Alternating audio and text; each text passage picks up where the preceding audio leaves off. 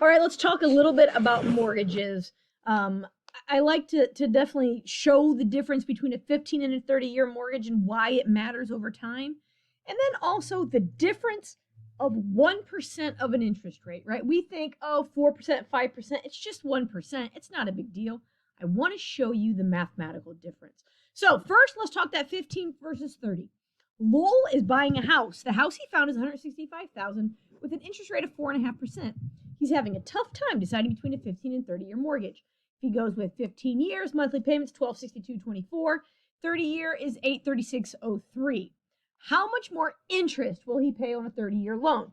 Now, before I get into the mathematics of this, I want to throw in this. We use the mortgage formula for this, and that's just the mortgage, right? We're not talking about mortgage insurance, right? If you don't have 20% down, you pay mortgage insurance. We're not talking about house insurance or anything else that goes into buying a house, right? My house payment, because I have everything escrowed in, is more than just the house payment. So I want to make sure that this is literally just the house payment, not all of those extras. So make sure you keep that in mind. Okay, so if Lowell can afford both of these payments, thinking through the interest, that's what I want to kind of talk about.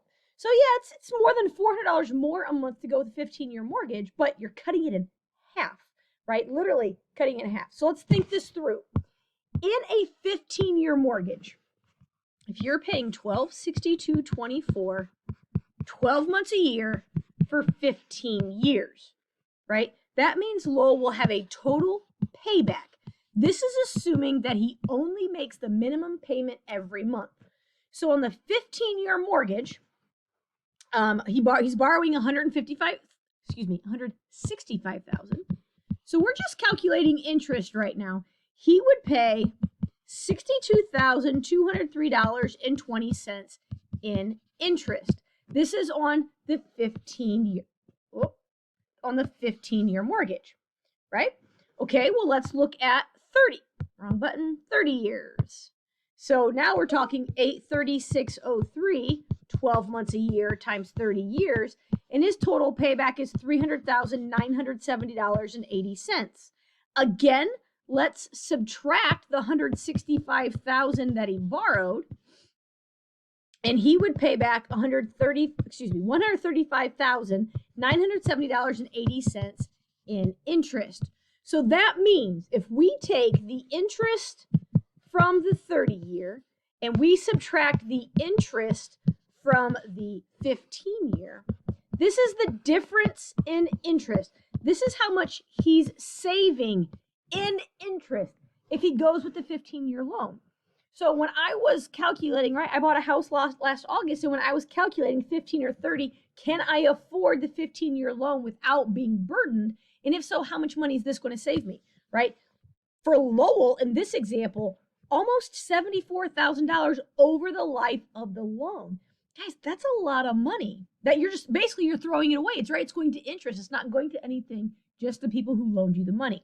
So that's the big difference between a 15 and 30-year loan. Now, generally, interest rates are different for 15 and 30 years. So I did not calculate that into effect. We just went same interest rate. Okay, now I want to compare a $170,000 loan over 30 years. This is the difference in 1%. So if we're thinking a 4%, 5%, what's the difference? Now, I don't want this video to go on forever, so just thinking through this. At 4%, if we use the mortgage formula, at 4%, the monthly payment would be $811.61, and at 5%, it would be $912.60. So about $101 more a month. Now, thinking through this, because I'm all about thinking, if we're talking about the 4%, change colors for effect, $811.61. You do that 12 months a year. We're doing this for 30 years. Total payback is $292,179.60, right? Paying over $120,000 in interest. If you have a 30-year mortgage, you're just going to pay more in interest. It's a longer period. It's just how it is. Okay, the 5%, if we do the same, multiply by 12, multiply by 30, we get $328,536. Now, these are total paybacks. So if I take my 5%, because it's more, and I subtract my 4% payback, the difference is $36,356.40.